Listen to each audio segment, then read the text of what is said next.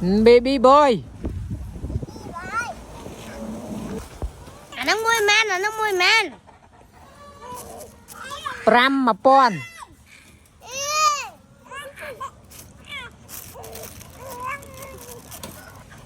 Nè, phai. Tao.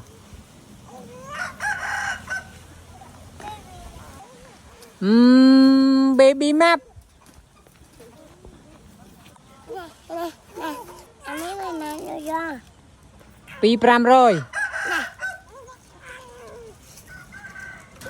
Hả?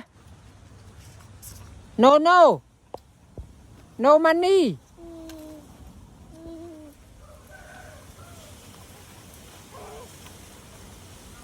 Mami.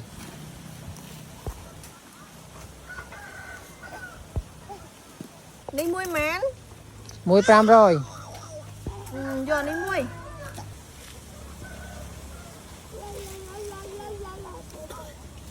Ok. Money. Ok ta.